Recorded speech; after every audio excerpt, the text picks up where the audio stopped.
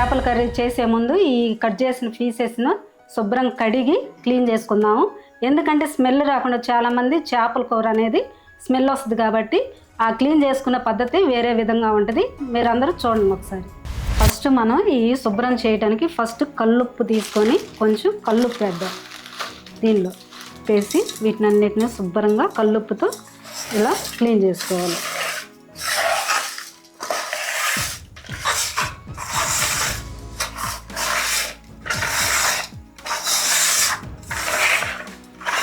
తర్వాత మనం ఏం చేయాలంటే కొంచెం పెరిగేసుకొని స్మెల్ రాకుండా కొద్దిగా పెరిగేసుకుందాం. ఇప్పుడు 2 స్పూన్లు పెరిగేసుకొని స్మెల్ రాకుండా కొంచెం క్లీన్ చేసుకుందాం. మళ్ళీ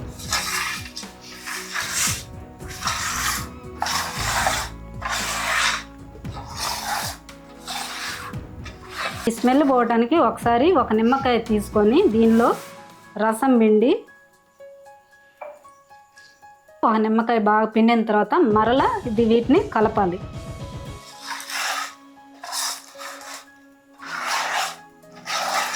ఇలా మనం కలుపుకున్నాం కదండి, వీటిని శుభ్రంగా వాటర్తో క్లీన్ చేసుకుందాం.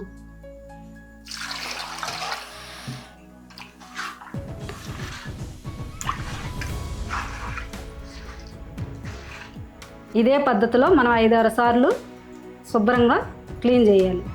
మనం 5-6 సార్లు ఈ శుభ్రంగా నీటితో కడుక్కున్నాము.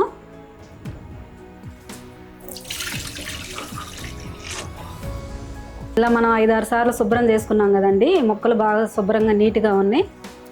ముక్కలు అనేవి కూడా స్మెల్ రావట్లా, శుభ్రంగా క్లీన్ అయిపోయినాయి. ఇప్పుడు ఆంధ్ర స్టైల్ ఫిష్ కర్రీ తయారు చేయడానికి కావాల్సిన పదార్థాలు ఏంటో చూద్దాం. చేప ముక్కలు కేజీ, చింతపండు, కారం, వెల్లుల్లి పేస్టు, పసుపు, కరివేపాకు, కొత్తిమీర, కొబ్బరి, కల్లుప్పు, కట్ చేసినటువంటి పచ్చిమిర్చి, టమాటా, మసాలా పొడి.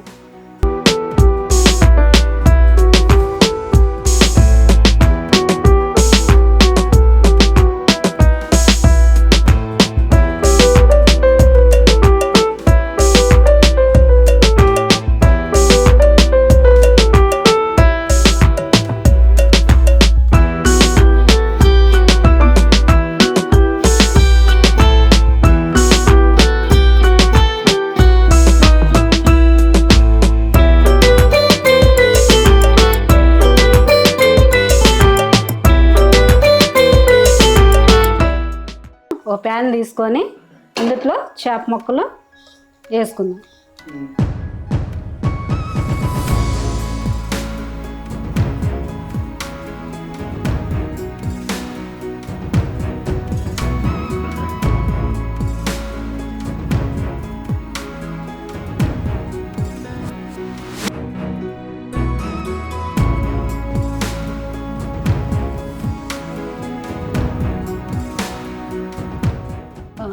ఇవన్నీ ఒక ప్యాన్లో వేసుకుందాం.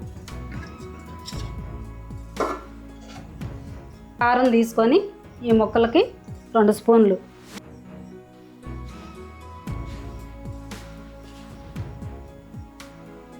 పసుపు ఒక 1/2 టీ స్పూను,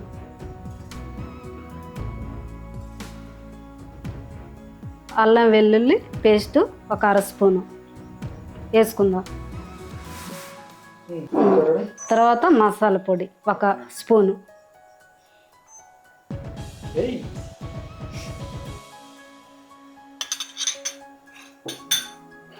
తర్వాత కల్లుప్పు,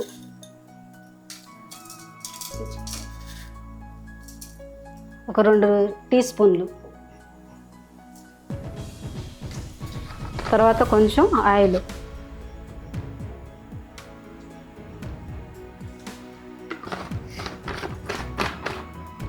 వీటన్నిటిని బాగా కలయబెట్టాలి. ఇలా బాగా కలుపుకోవాలండి. మొత్తం పసుపు, కారం, వెల్లుల్లి పేస్టు, కల్లుప్పు ఈ ముక్కలకు బాగా పట్టేంత వరకు మనం అన్నిటికీ శుభ్రంగా కలయబెట్టాలి. ముక్కలకు బాగా పట్టేంత వరకు కలిపాము. తర్వాత ఒక 10 నిమిషాలు వీటిని పక్కన ఉంచుదాం.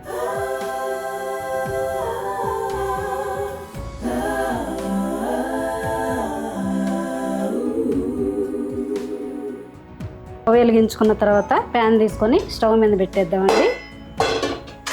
కావాల్సినంత నూనె మనం ఇందులో పోసుకుందాం. కావాల్సినంత నూనె పోసుకుందాం. నూనె వేడైందండి. 2 దాల్చిన చెక్కలు, 2 లవంగాలు, తర్వాత మనం కట్ చేసి పెట్టుకున్నటువంటి ఉల్లిగడ్డలు 2,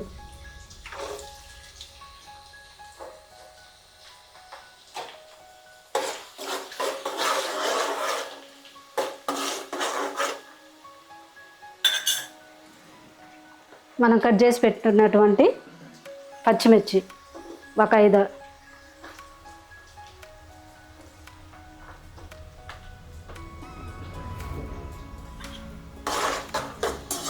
గోల్డ్ కలర్లో వచ్చేంత వరకు కలుపుతూ ఉండాలండి. వేడైన తర్వాత కొంచెం 1 స్పూను అల్లం వెల్లుల్లి పేస్ట్ వేద్దాం.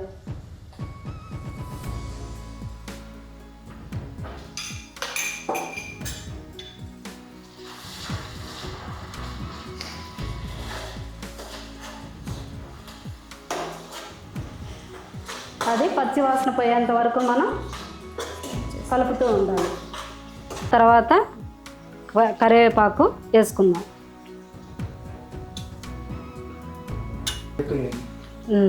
ఇవి తాలింపు వేగిందండి. మనం పక్కన పెట్టుకున్నటువంటి ఫిష్ ముక్కలు తాలింపులో వేసేద్దాం.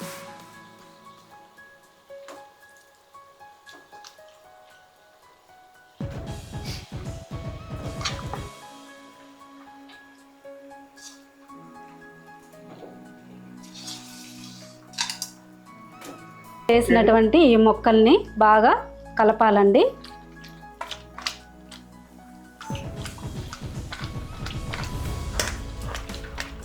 గరిటె పెట్టి తిప్పితే అవి తునిగిపోతాయి కాబట్టి మనం ఇలా తిప్పుకోవాలి. ఇలా వేడైన తర్వాత చింతపండు పులుసు ముక్కలకి పోసేద్దాం.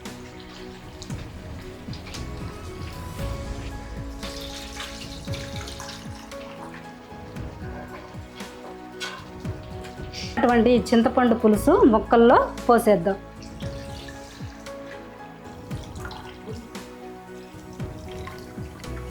చింతపండు పులుసు పోసాం కదండి, ఈ ముక్కలు ఉడికేంత వరకు 10 నిమిషాలు బాగా ఉడకనివ్వాలి.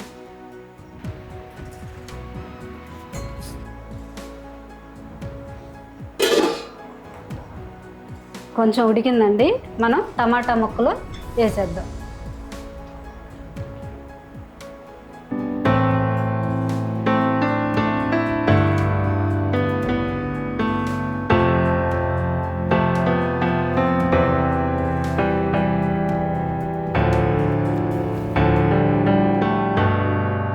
మనం ఈ స్టైల్లో చేసామండి. కొంతమంది ఏంటంటే చింతపండు పులుసు విడిగా నానబెట్టి చేపల ముక్కలు చింతపండు పులుసులో కాగిన తర్వాత వేస్తారు.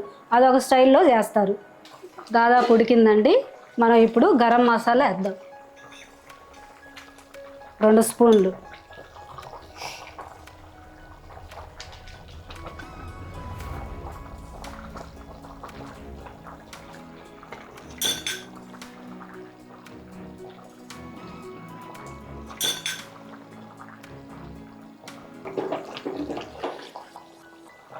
తర్వాత మళ్ళీ మూత పెట్టుకుందాం. ఉడకొచ్చిందండి. లాస్ట్కి మనం ఎండు కొబ్బరి తగినంత వేద్దాం.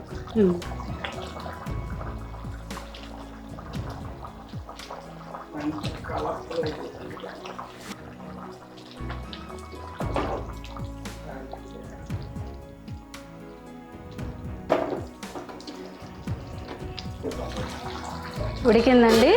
మనం కొత్తిమీర వేసుకుందాం.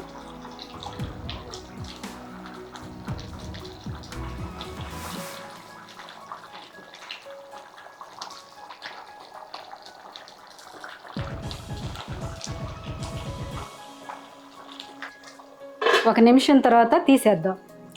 Andhra style fish curry ready అయిపోయిందండి.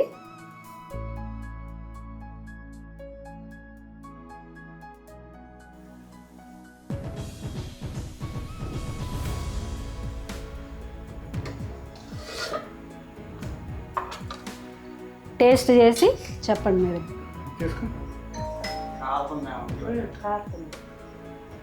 టేస్ట్ చేసి చెప్తాం ఎలా ఉందో చూద్దాం.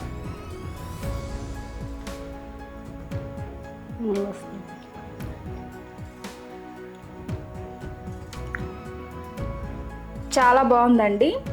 ఎందుకు ఇంత బాగుందంటే నాకు తెలిసినంత వరకు నేను ప్రాసెస్ అంతా చూశాను కాబట్టి చింతపండు పులుసు, కారము, ఉప్పు, మసాలాలన్నీ కరెక్ట్ క్వాంటిటీలో వేయడం వల్ల ఈ కర్రీకి ఇంత టేస్ట్ వచ్చిందని అనుకుంటున్నాను.